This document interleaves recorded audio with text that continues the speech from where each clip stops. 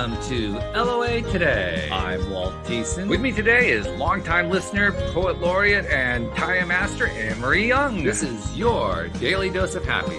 We are so happy you decided to join us today.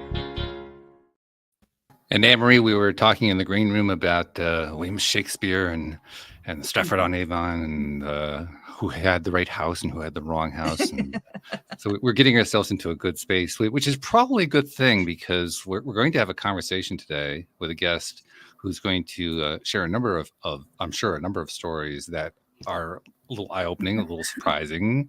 She already shared one with us in the green room. She told us that William Shakespeare's house was actually not his house, which was kind of an interesting revelation. Like, oh, it's the one in the backyard. Okay. I know, but I love it when I learn more about Britain from somebody from a different country. Right? Yeah. Of course. Yeah. Well, I mean, let's be honest. When do you ever do your own sightseeing in your own area? Nobody ever does that. You never do you? You just take it all for granted. Yeah. Yeah, well, except for I guess she lives near Cape Canaveral, so I mean it's kind of hard to take that for granted because it gets really noisy. I used to live near Boston. Well, that's a different kind of noise. Yeah. Yeah, I used to live in Massachusetts, so took all my kids on the Freedom Trail.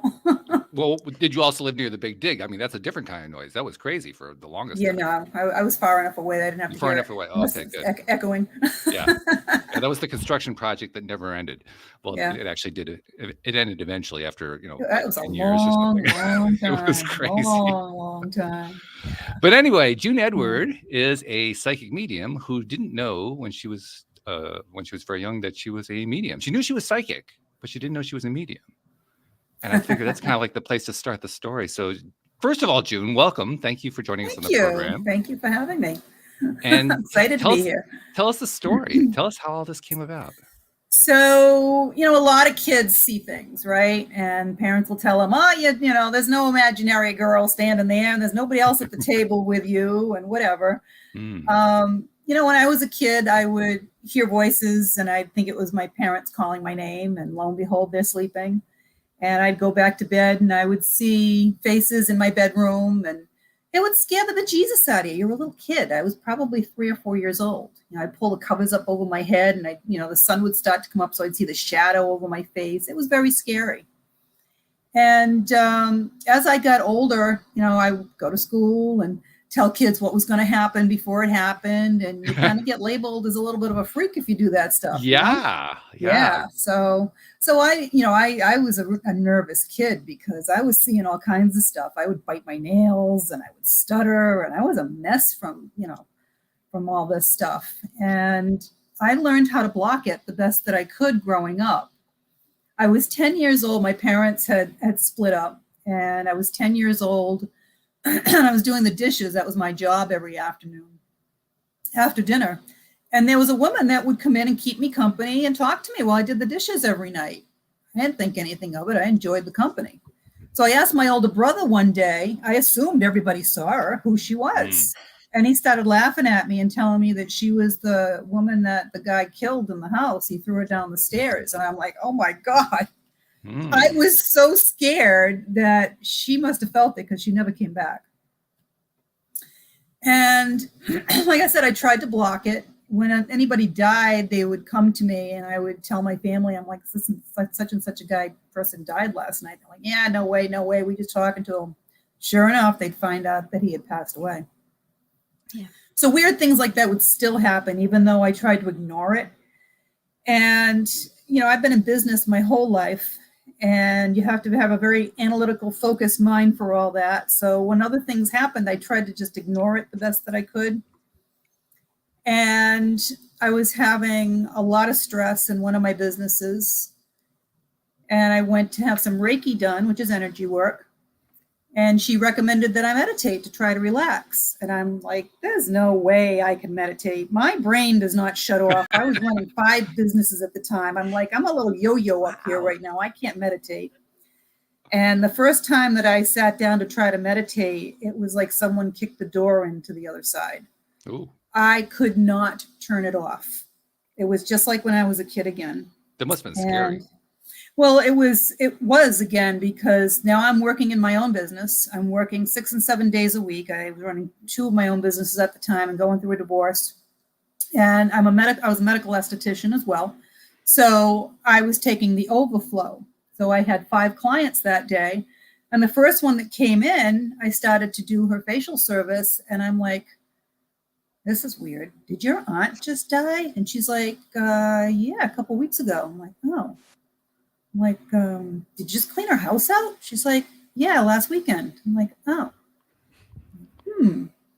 Did you find one of those sock puppets from the 1950s that looks like a monkey? I mean, how random is this stuff, right? And she's like, yeah, we found one in the attic. I'm like, oh my God, this has got to stop, right? So the next one comes in. I'm like, listen, I got something really weird happening to me. I don't really know what it is. I'm like, suddenly I'm just kind of knowing these things and I'm not sure why.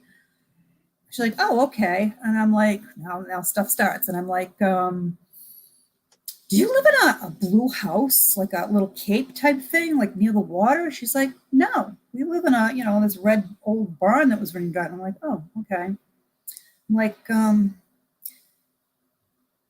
is your husband in Florida? She goes, like, yeah, he is. I said, are you worried about him? She goes, well, a little bit, it's the first time he's ever gone there. I'm like, oh, okay.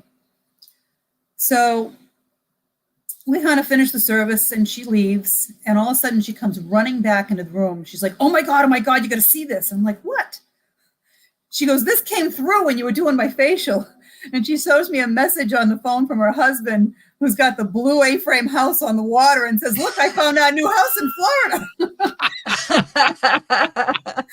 Like, oh my God.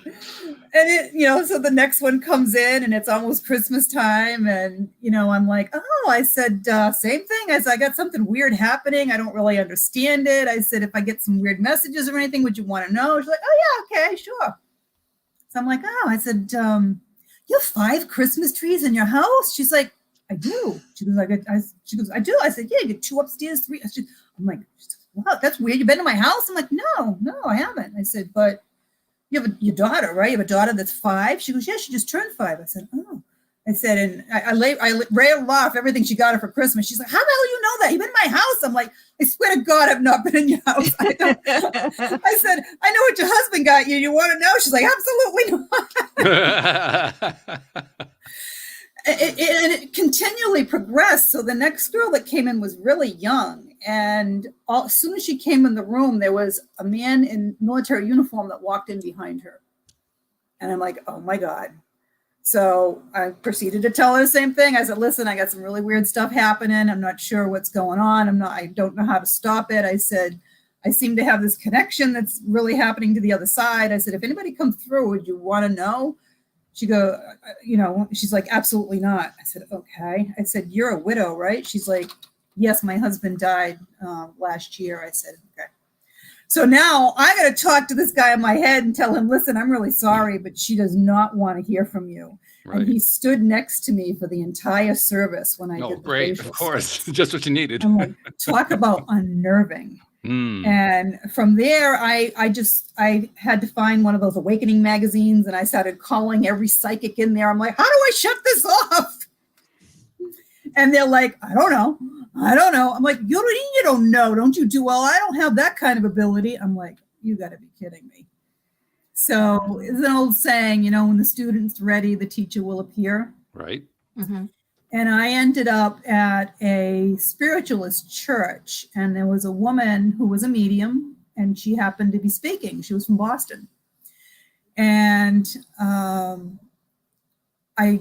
emailed her and followed her on Facebook real fast and told her what was happening. And she emailed me back and she said, I just happened to have a cancellation this afternoon. She goes, I'm in Boston, though, if you don't mind driving up there. I'm like, I'm there.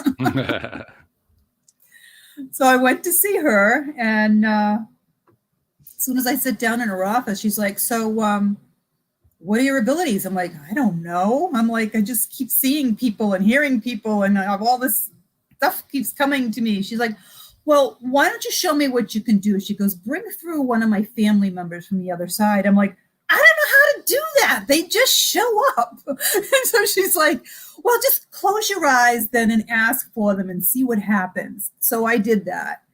And oh my God, I brought through all of her relatives, like 3 generations back on both sides. It was was getting crowded. insane. Oh yeah, it gets, so when I do mediumship now, it's insane. If somebody's sitting there, I'll have 100 people on the other side, like in a semicircle around me. Yeah. Are they all Yeah. talking at you at the same time? Because I was not trained back then, yes, they were all kind of Right. busting in and trying to want to talk over each other. And she's like, wow, that was a lot. She goes, that's great. She goes, I never really met my relatives from the other side, from the Irish side, from the potato famine. I'm like, all righty then. So then she's like, the doorbell starts ringing again. And I'm like, she's ignoring it. And I'm like, the doorbell's ringing. She goes, yeah, I know. She goes, the house is haunted. She goes, and it's that old woman that used to live on the land. And I've told her she's not allowed to be here. And she started ringing the doorbell right before you came. So she must have known you were coming. I'm like, okay.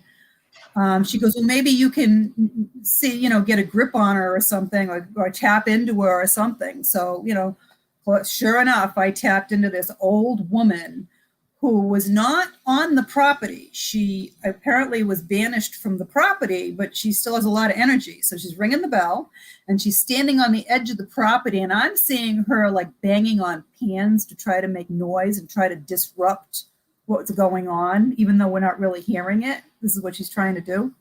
So when I left, again, I was not trained, didn't know what I was doing. I'm in my car and I start driving down the expressway, and all of a sudden I look over and she's in my car. I screamed. I had papers on the front seat. They all go flying up in the air. I'm pulling over to the breakdown lane ready to have a heart attack. An appropriate place, the breakdown lane for the breakdown. That's good. Yeah, exactly. Exactly. I'm like, you can't teach me fast enough how to turn this stuff back on. Right.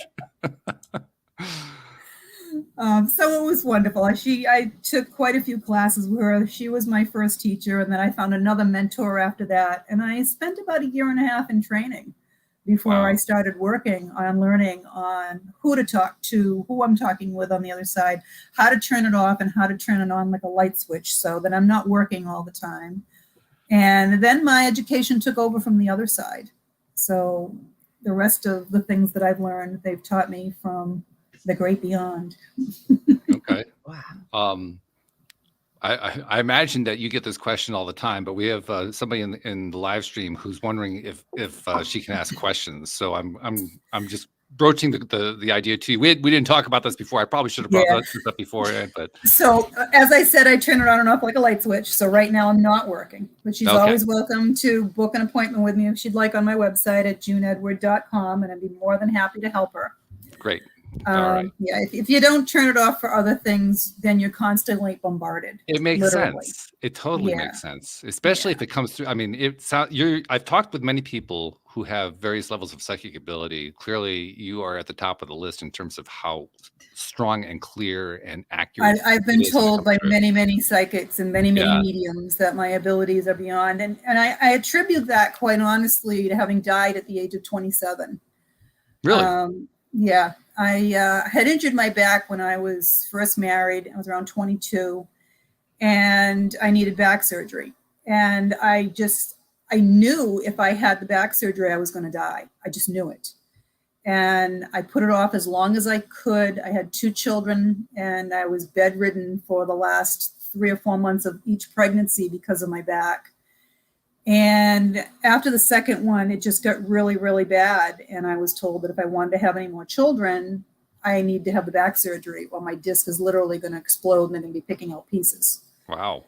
And, I'm like, I know I want to have my 3rd child. I'm supposed to have them, and I know that. But I was still very afraid that I was going to die. And my husband and my family is like, oh, you're just scared. Don't worry about it. And it's like, no, I just knew. And the night before the surgery, they did an MRI with a contrast dye. And I did let them know that I thought I was allergic to the contrast dye because I'd had it once before, and it literally took me hours to get off the table. I was so sick from it. Wow. And what do I know? I'm 27 years old. I'm not a doctor. And they're like, oh, that's no Yeah. big deal. Everybody has that reaction. I'm like, oh, okay. So as soon as they injected me with the dye, I coded, and Wow. I left That's my fast. body, and I went to heaven immediately. And I went. Now I never considered it to be a near-death experience. They call it a near-death experience because scientists have not been able to quantify it yet and repeat it. That's why it's called that. I always considered it a death experience because I knew I died. And To be honest, I'm not sure what the difference is. So that makes sense to me. they call it all an NDE. They call it all near death. Yeah. And less than 1% of the people that have had a near death experience get to the point that I did, where you get a full life review.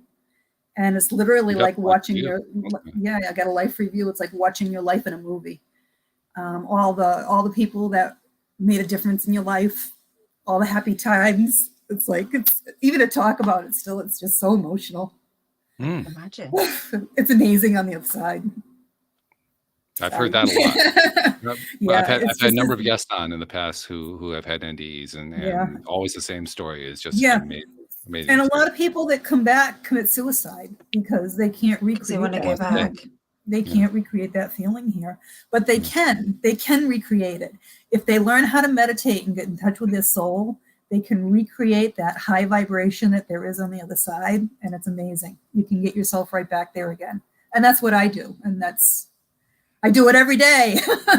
I do it all the time, but I attribute my connection to, when your soul, which is pure energy, goes into that light. This is where quantum physics come in, and you're now traveling at the speed of light.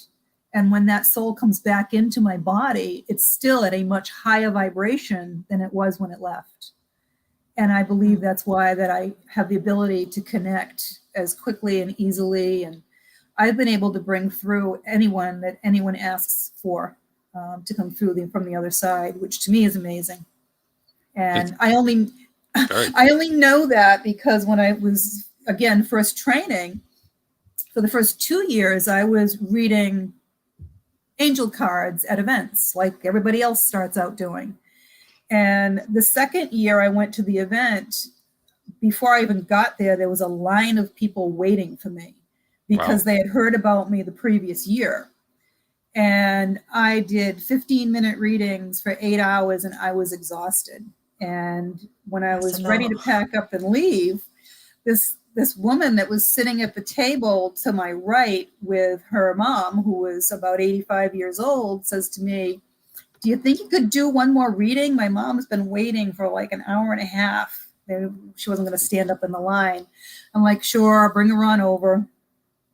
So I asked her, I said, "Do you want a reading or did you want to talk to somebody from the other side?" She's like, "I want to talk to my son." I said, "Okay." I said, "Do you want to talk to your dad for us? I'm pretty sure that's who's been standing next to you for the last hour and a half." She goes, "Okay." So I can only give what I get. And a lot of mediums, unfortunately, are afraid to be wrong or embarrassed, so they don't. So I said, "Well,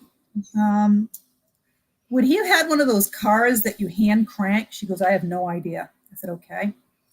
I said, "Would he have some occasion to wear a tuxedo with a top hat and one of those short little canes?" She goes, "Yep, that's my dad." I'm like, "Alrighty then."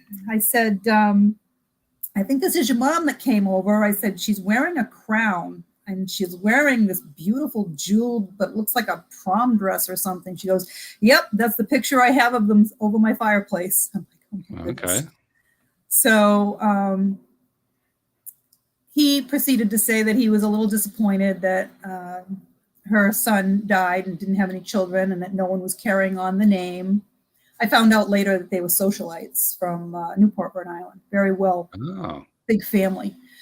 And so I said, I passed on the message. And then she goes, "Well, I still want to talk to my son." So I had her call her son and I described who showed up next. And she's like, "Oh no, that's my brother." I said, "Okay." I said, "Do you want to know how he died? Who murdered him? Do you want to know who murdered him?" She's like, "No, I think we got the murderer." I'm like, "Oh my God, really?" So he's like, "He just wants to thank you for raising him." He said, "You raised him, his parents didn't." She's like, "Yeah, that's accurate. I raised him. Our parents were socialites, blah, blah, blah." So I'm like, "Okay." She goes, "But I still want to talk to my son." I said, "Okay." So first, your brother wants your father to know that he had 2 illegitimate children. So the name would have been carried on, but he did not. And his mother, his sister's like, oh my God, who is it? And he's like, well, I'm not going to tell you. You know one of them. She goes, I thought so.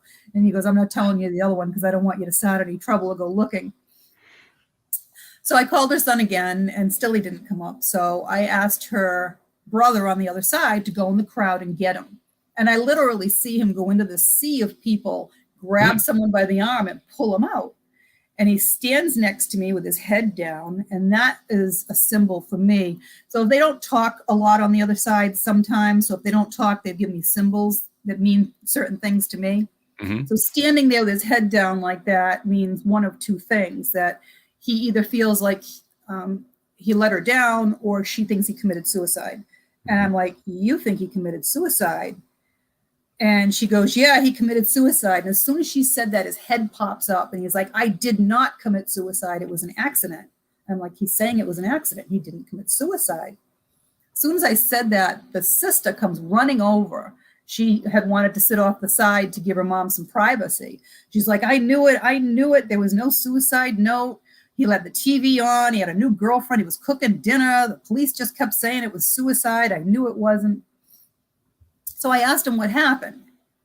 And the first thing he said was he had a different medication. He was on a new medication. And the mom confirmed that, yes, he had some mental issues and he was on a new medication. So then he told me that he was watching TV. So I'm getting something. I'm getting something with his neck, right? But it's not a hanging. So then he shows me that he's watching TV and they were juggling chainsaws. Oh, so he went down to the barn to see if he could do it. He was juggling a chainsaw and it slipped. And he beheaded himself. And his mom is like, yeah, he beheaded himself. I'm like, oh my God. Yeah. Absolutely insane, crazy accident. And I'm like, it was an accident. So his mom starts bawling her eyes out. She's like, I've tried to talk to him. I've tried to get him to come in my dreams. I said, he thought you were angry at him. He thought you were upset with him. So he wasn't going to be able to come through. And he was all crying and upset on the other side as a soul, as a spirit. And, he couldn't see her, but he went over and hugged her. She said she could kind of feel tingly, feel the energy.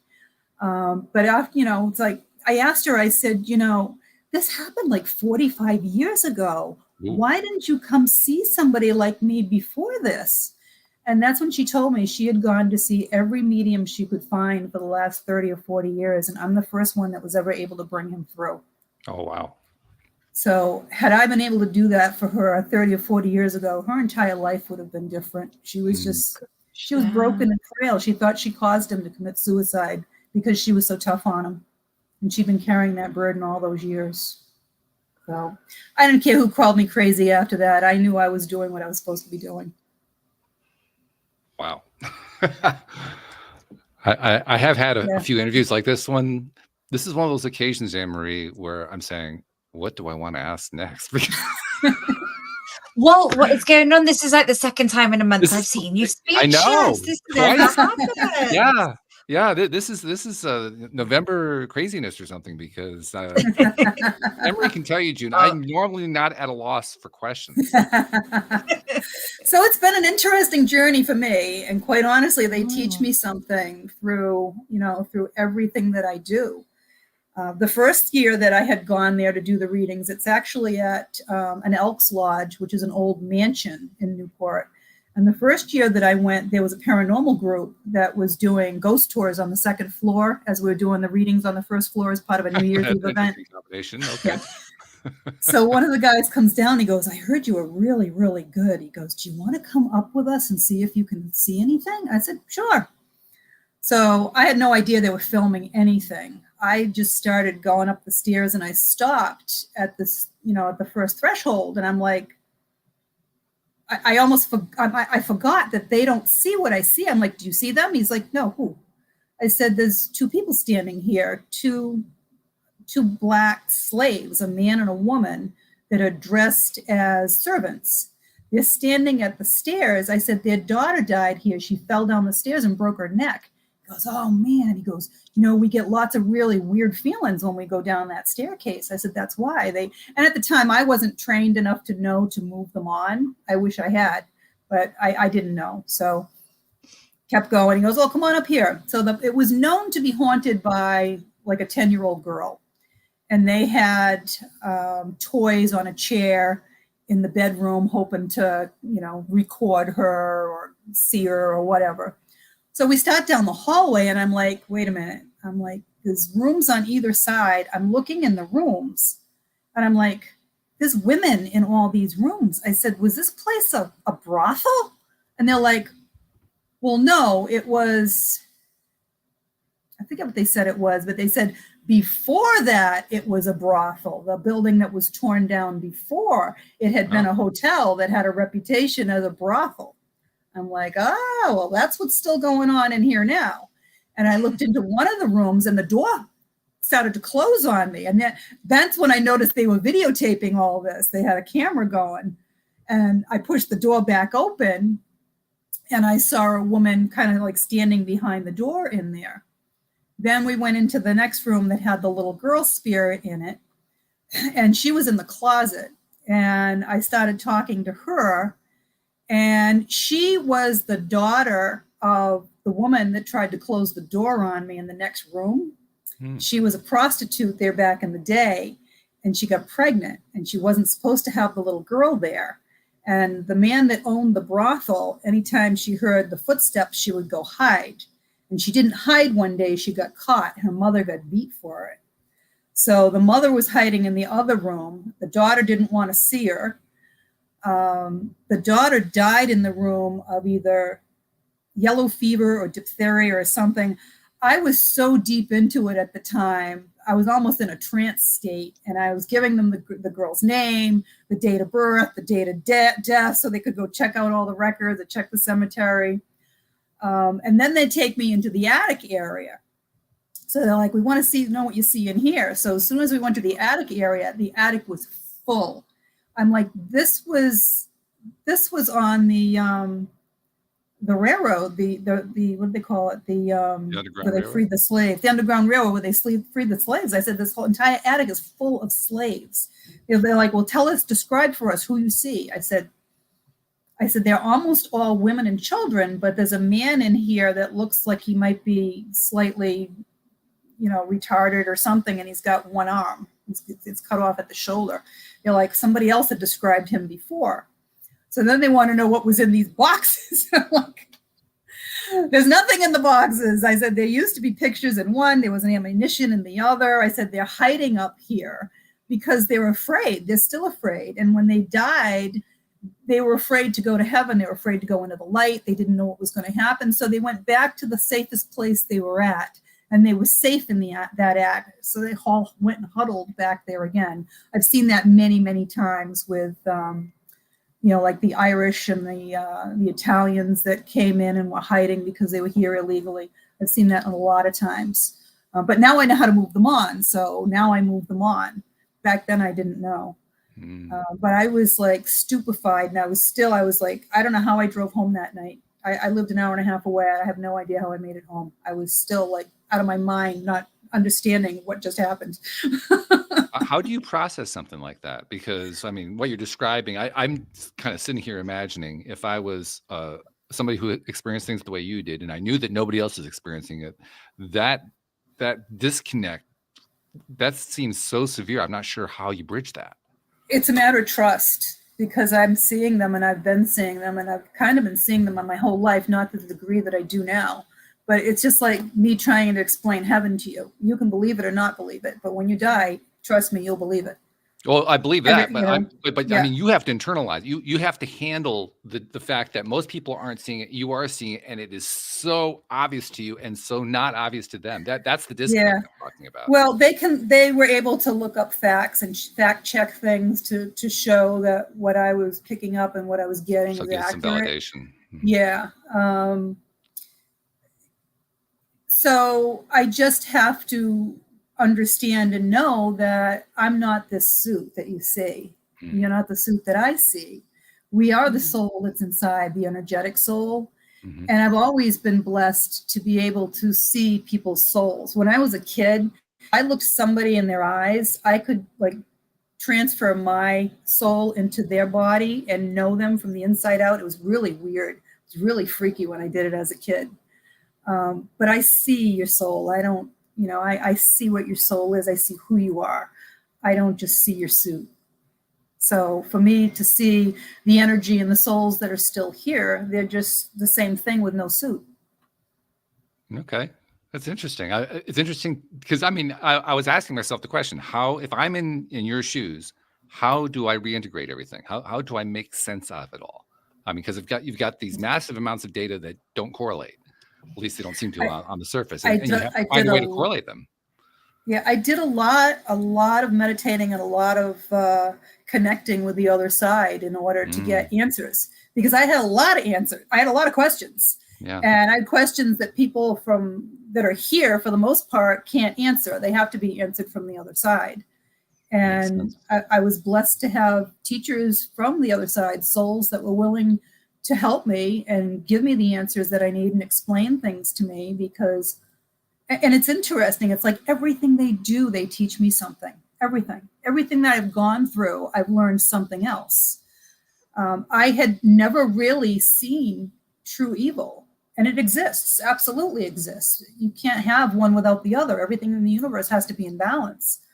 And I had a woman who kept contacting me from Connecticut that her family was getting attacked by a demon. And I live 3 hours away, so I kept trying to get paranormal groups there. I couldn't get anybody there to help her. So I had to go there myself and help her. And I did get a paranormal group to go in and record it and film it. But I had to trust that I don't, I work with the light. I work with the angels. I work with whatever you want to call it, God, source energy, Buddha, whatever you want to call it. There's only one. And that's where I come from. And I've been in the light, and I brought the light with me. And the devil is very afraid of that. And I trust in that. And when I got to her house, I really didn't know what I was going to encounter, to be honest with you.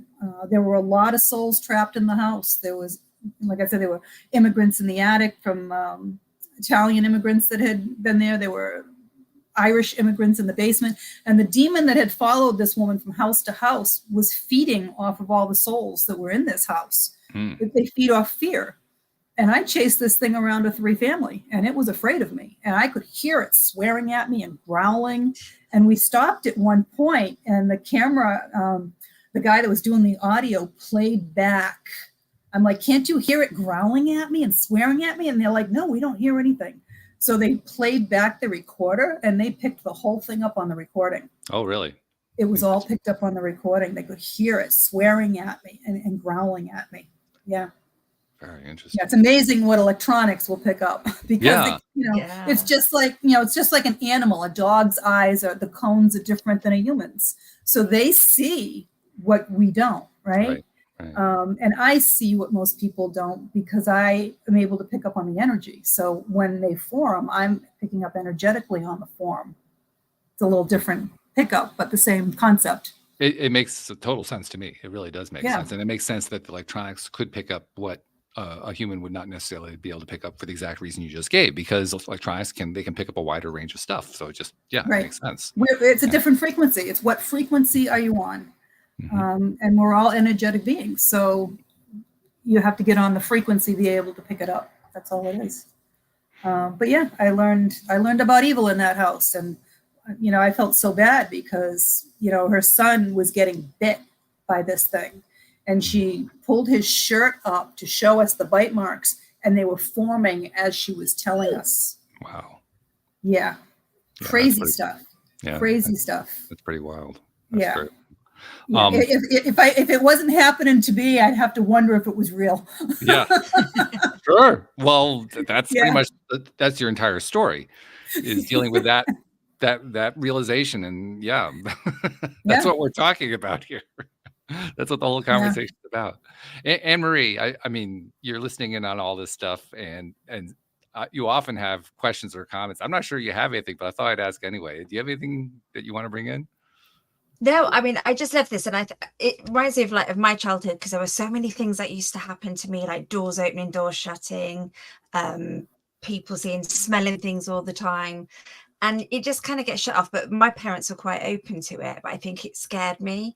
But I hear it, like my mum passed away in the summer, and literally for about 6 months before she passed, she had dementia.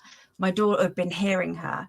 And like you said, she just thought it was me calling. You just hear her go, yeah, I'll be there in a minute. And, you just knew that she was hearing things. And then my mum came to me in a dream. And it's funny how, you switch it off as you grow older. And I'm just trying to, with my daughters, because both of them kind of sense things, just trying to keep going, oh, isn't that cool? Somebody's come to see you. Yeah. And not be scared of it. But you got to be careful too, because evil does the same thing. Evil will come through. A lot of times, if they have they'll come through as children. They'll come through. My son had an invisible friend when young. He called him Urfy, and I wasn't too sure what the deal was with Urfy, because again, I was trying to block things. But I didn't get a good feeling from Urfy. So I kept telling him, no, Urfy cannot come to dinner. No, Urfy cannot play with you. Urfy needs to go. Yeah. But what I found is that, I lived in haunted houses my whole life. I didn't realize it's because we attract them. It's the same frequency. If you're, they gather in certain places, because if there's one there, they'll call the rest. And if you're on that same vibration of them, then you're bringing them in. So I tell everybody to make sure that they've got religious things in their house. I have my crosses blessed by a Catholic church because it seems to work the best.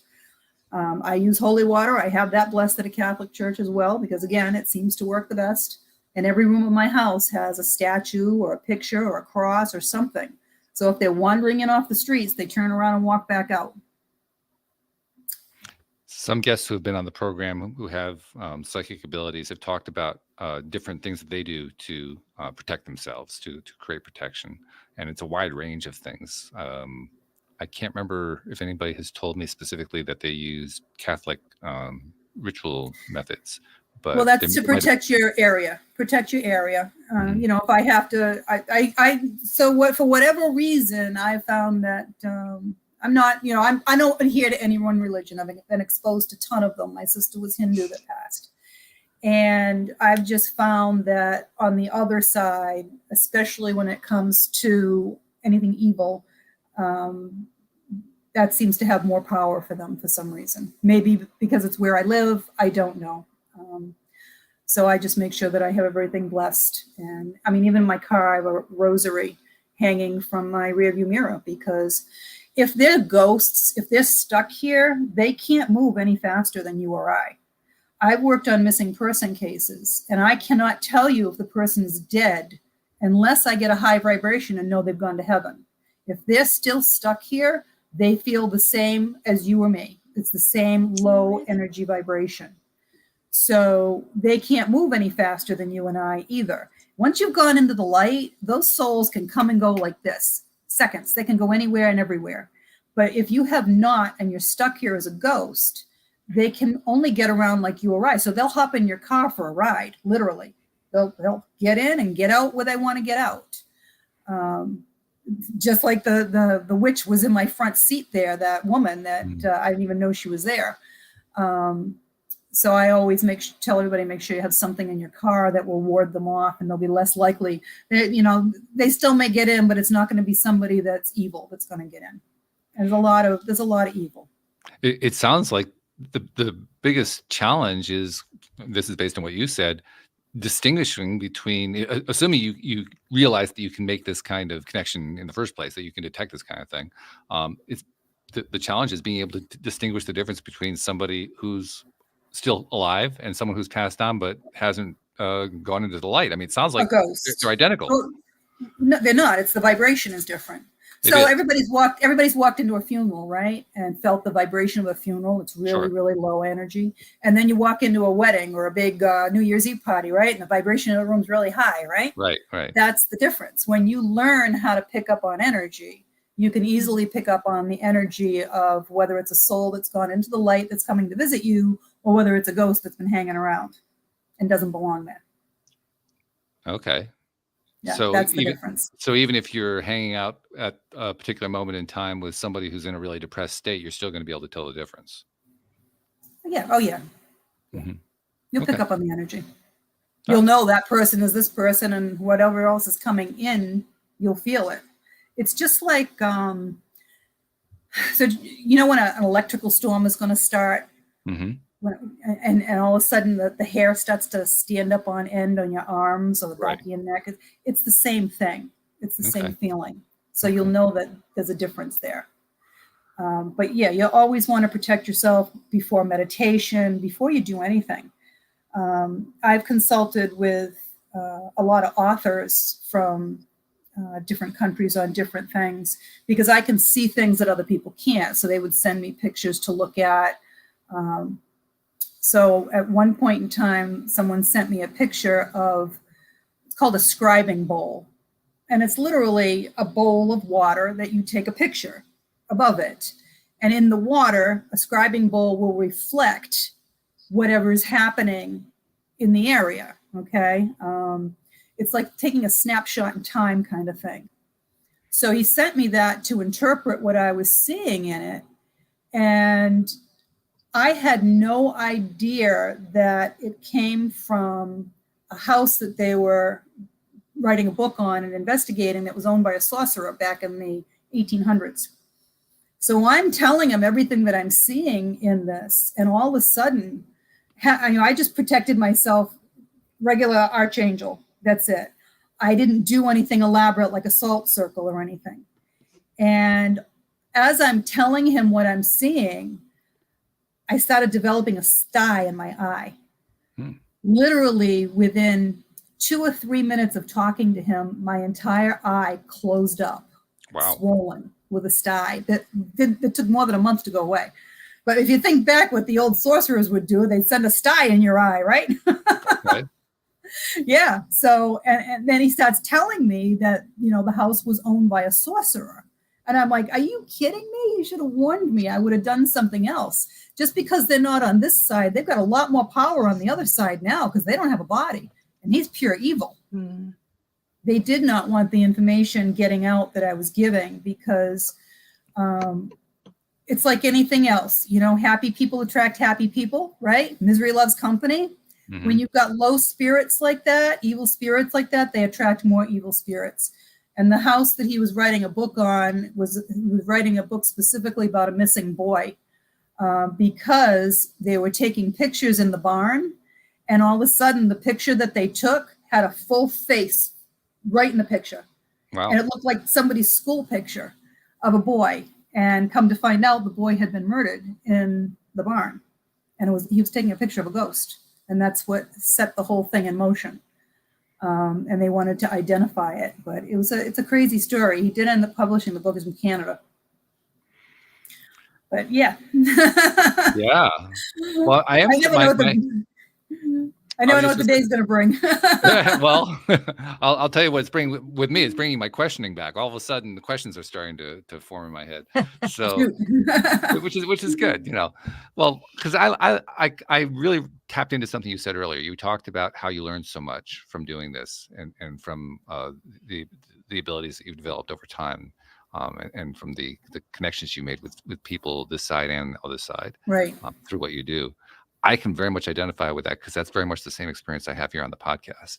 I get so many perspectives from so many different people who come onto the show. So I really get the value of that. And I understand why that would be really attractive to you. Well, we're all here to help each other, right? It's great.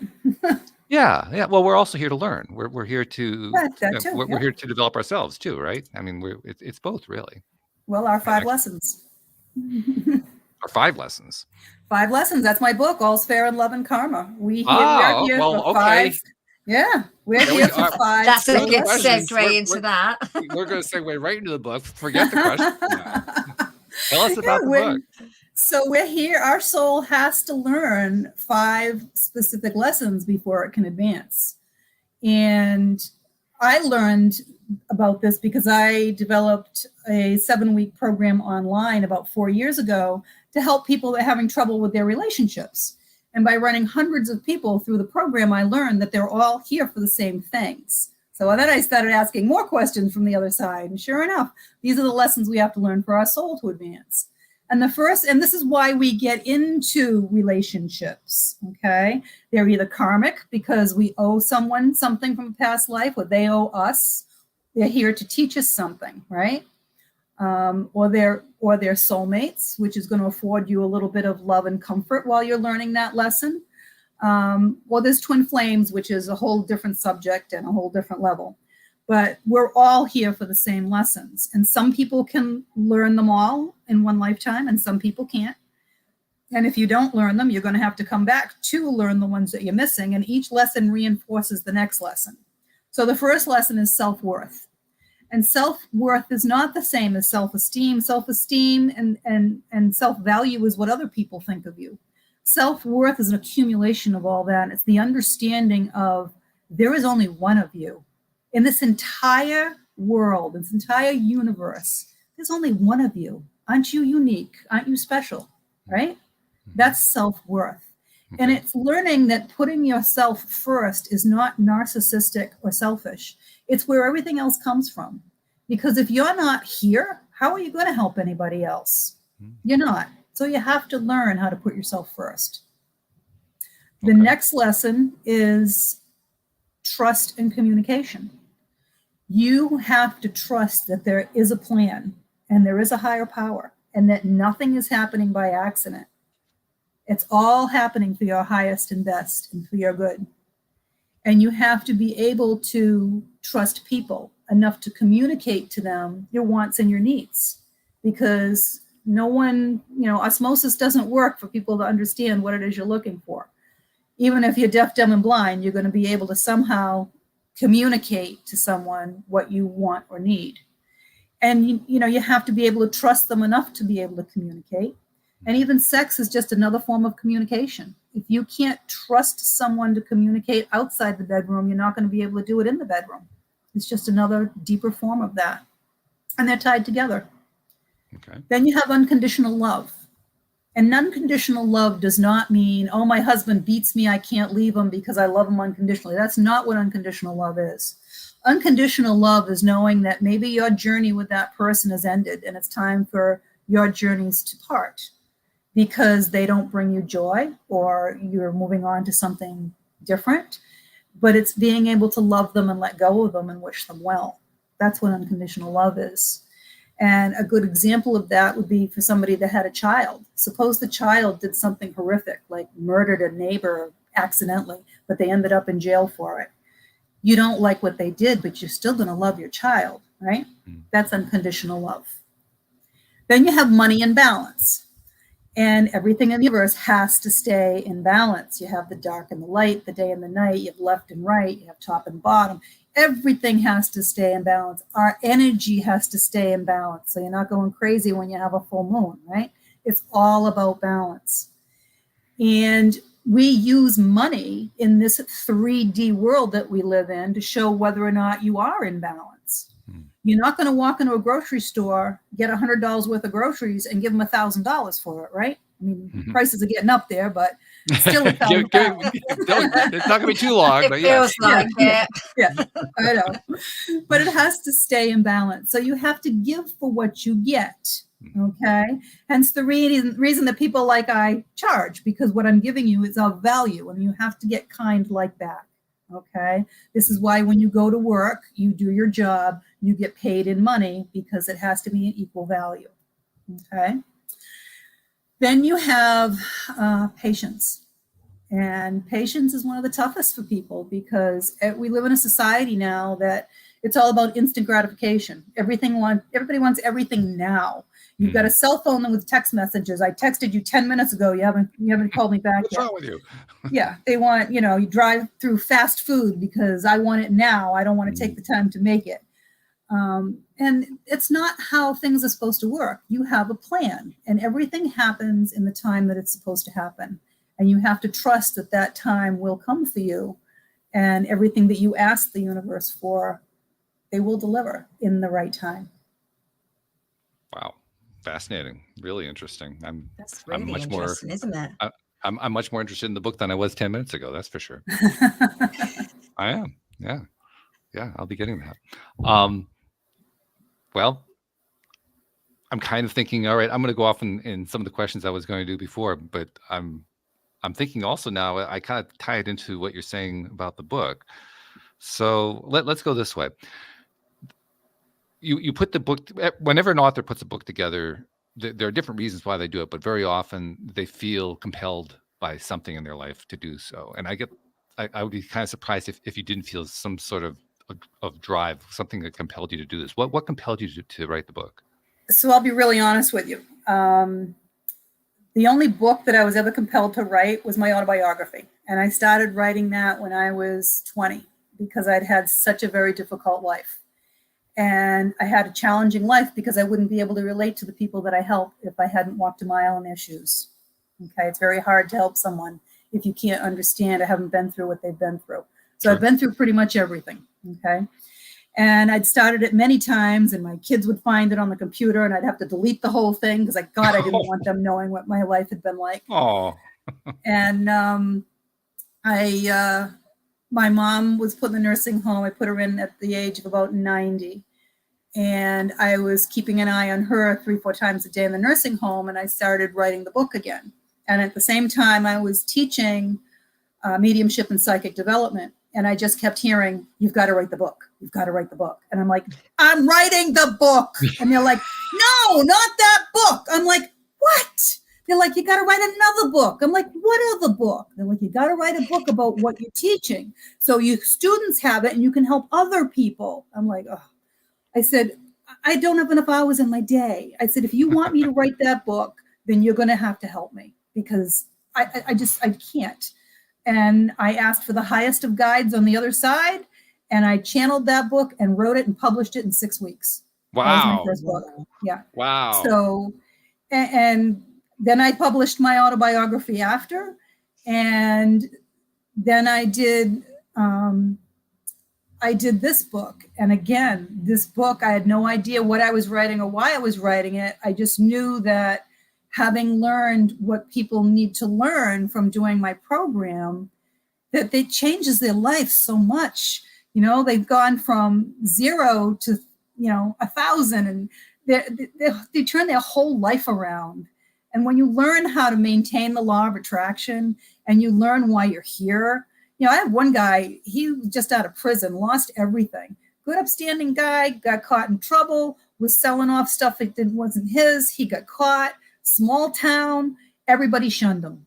No one would talk to him. His wife divorced him. His kids wouldn't talk to him. Did 6 months of prison, came out, was ready to kill himself. Prayed to God, found me. Literally, I popped up on his computer, right?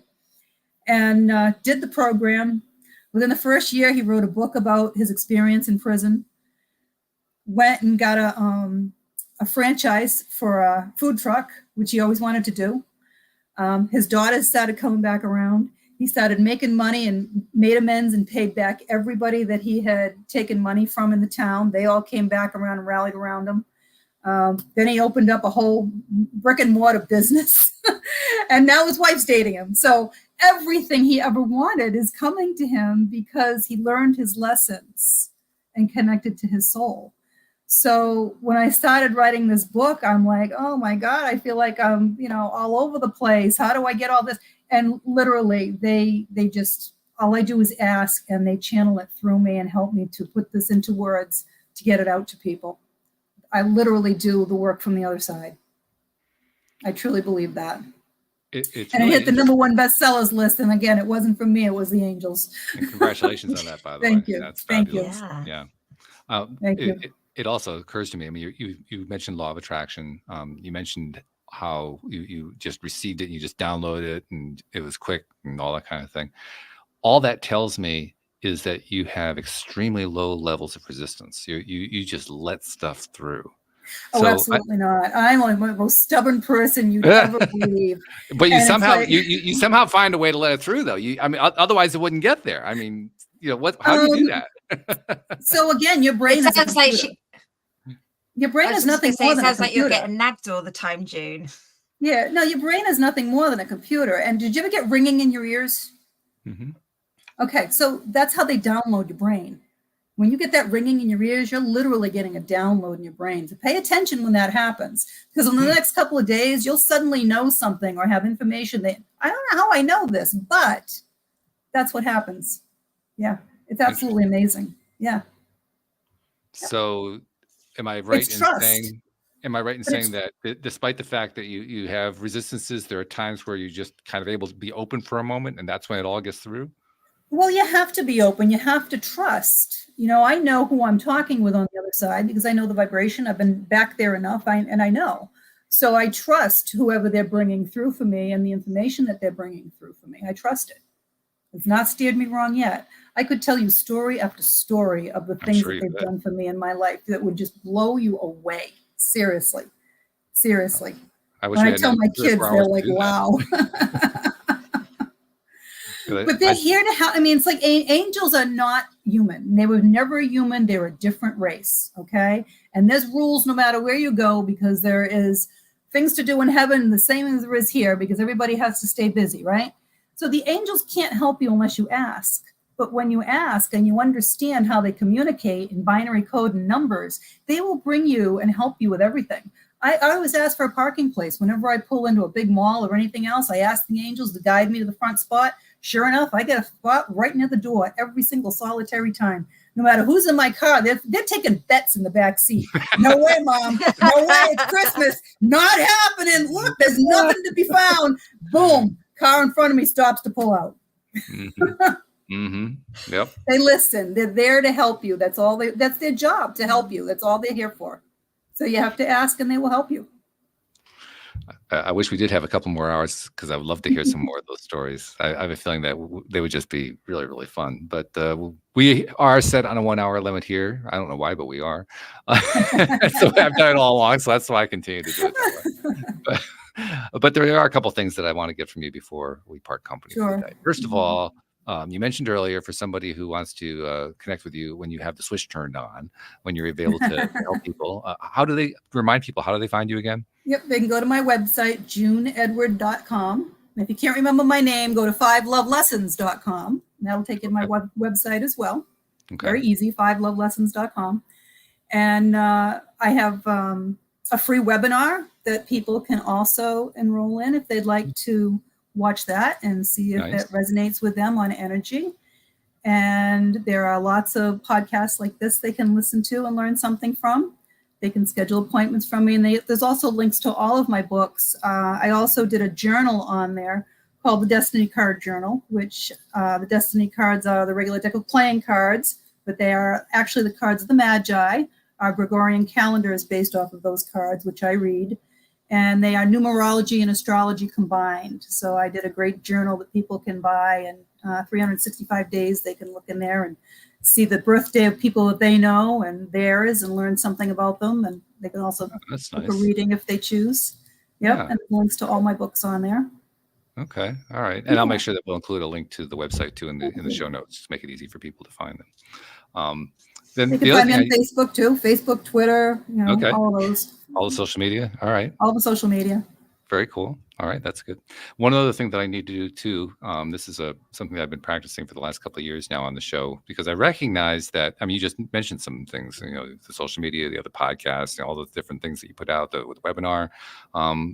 Like so many people who come onto this show, you're constantly giving. Yeah, you're in the business, but you're also a giver. You just give to people who you often never meet, never see. Well, you actually might see them, but the rest of us. But I imagine there's probably some you actually haven't seen, because there's so many of them.